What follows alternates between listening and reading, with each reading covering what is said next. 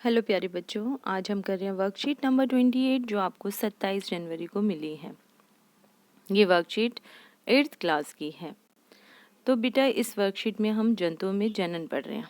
जंतुओं में जनन मतलब जंतुओं में लैंगिक जनन होता है बेटा। लैंगिक जिसके अंदर नर और मादा दोनों मिलकर एक नई संतति को पैदा करते हैं।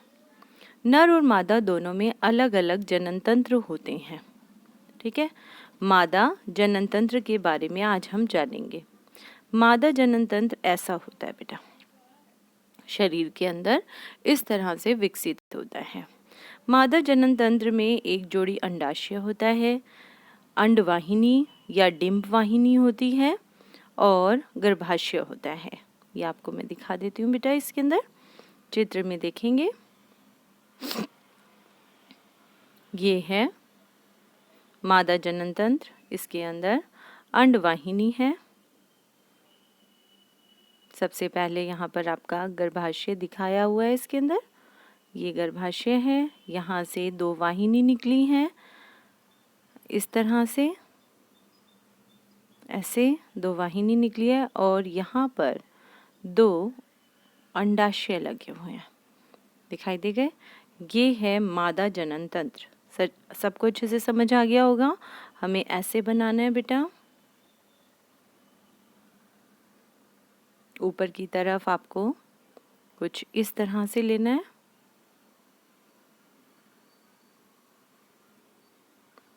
यहाँ दोनों साइड आपको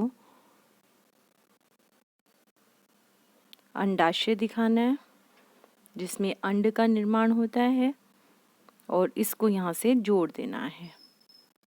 बस ये बन गया मादा जनन तंत्र। इसके अंदर ये अंडाशय है जहाँ अंड बनेगा, ये गर्भाशय है जिसमें शिशु विकसित होता है बेटा, और ये अंडवाहिनी है ऊपर। मादा जनन तंत्र जिसके अंदर एक जोड़ी अंडाशय है, अंडवाहिनी है, दो अंडवाहिनी है दोनों तरफ जो दिखाई दे रही है ट्यूब्स आपको, और एक गर्भाशय है। अंडाशय भी दोनों तरफ है, अंडवाहिनी भी दोनों तरफ आपको दिखाई दे रही है और गर्भाशय बीच में है। मादा जनन अंगों के कार्य पड़ते हैं। अंडाशय, अंडाशय में क्या होगा बेटा, मादा युग्मक उत्पन्न करता है जिसे अंडाणु कहते हैं। इसमें जनन के लिए एक युग्मक माता से आता है, एक युग्मक पिता से आता है ना। तो मादा जनन तंत्र के अंदर जो युग्मक है उसका नाम है अंडाणु।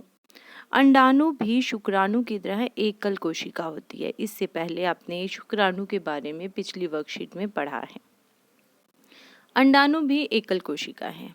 स्त्रियों में प्रति महीने दोनों अंडाशय में से किसी एक अंडाशय में एक अंडाणु विकसित होता है जो अंडवाहिनी में जाता है। मतलब एक अंडाणु बनेगा बेटा। मादा मतलब माता को समझ लो, ठीक है, स्त्रियां समझ लो। तो एक अंडाणु विकसित होता है और वो ऊपर अंडवाहिनी में चला जाता है। ठीक, अंडाणु कहाँ पे विकसित हुआ, अंडाशय में। एक महीने में एक अंडाणु ही विकसित होगा और वो अंडवाहिनी में जाएगा। अंडवाहिनी का क्या कार्य है, इसे डिंब वाहिनी या फैलोपियन ट्यूब भी कहते हैं। ये अंडाणु को गर्भाशय तक पहुंचाने में मदद करती है। यहाँ पर शुक्राणु का और अंडाणु का निषेचन होता है। गर्भाशय क्या है, यहाँ पर भ्रूण से शिशु तक का विकास होता है। अच्छे से क्लियर होगी बेटा। अंडाणु क्या है, अंडाणु छोटा युग्मक है, एक युग्मक जो माता की तरफ से आएगा बेटा। युग्मक मतलब जब अंडाणु बन जाता है तो वो धीरे धीरे अंडवाहिनी के अंदर चला जाता है और वहाँ पर वो धीरे धीरे विकसित होना शुरू होता है।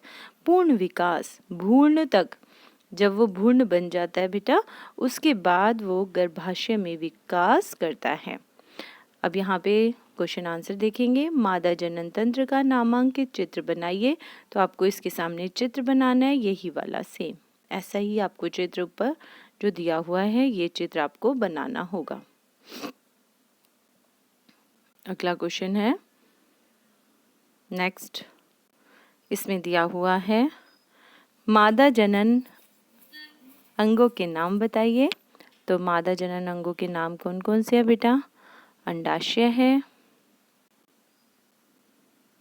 अंडवाहिनी है और अगला है गर्भाशय।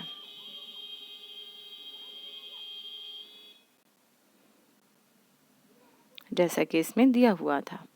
मादा युग्मक को क्या कहते हैं?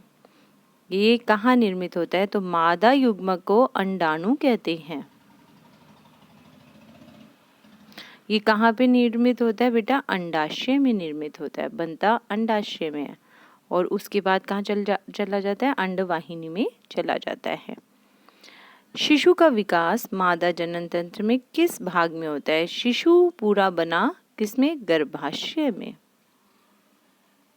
भ्रूण का विकास पूछा होता तो हम देते किसके अंदर बेटा? अंडवाहिनी में, गर्भाशय में। क्लियर? सही या गलत बताने हैं। सभी बच्चे तैयार हैं। अंडाणु एकल कोशिका नहीं है, ये तो एकल कोशिका है, तो ये तो हो गया गलत। मानव का अंडाणु बहुत बड़ा होता है, गलत। बहुत छोटा होता है, दिखाई भी नहीं देता बेटा, इतना छोटा है। स्त्रियों में प्रति माह दोनों अंडाशय में से किसी एक अंडाशय में विकसित अंडवाहिनी में जाता है। अंडाणु अंडवाहिनी में जाता है, बिल्कुल सही। कितने? 1 महीने में सिर्फ एक ही जाता है, तो नीचे वाला सही है, ये दोनों आपके गलत हैं। अच्छा, बड़ा अंडाणु आपने पता है किसका देखा है? मुर्गी का। मुर्गी का अंडा देखा है ना आपने, घर में या बाहर मार्केट में कहीं देखा होगा, तो वो बड़ा होता है, वो भी एकल कोशिका, एक अंडाणु ही है, वो है लेकिन मुर्गी का। मानव का अंडाणु इतना बड़ा नहीं होता बेटा। तो कोविड के संदर्भ में उचित व्यवहार, कोविड-19 के विरुद्ध लड़ाई में सुरक्षित रहने के लिए मास्क हमें पहनना है। तो सभी बच्चों को वर्कशीट अच्छे से समझ आ गई होगी। वर्कशीट समझ आ गई है तो आप सभी बच्चे इसके प्रश्न उत्तर भी करेंगे।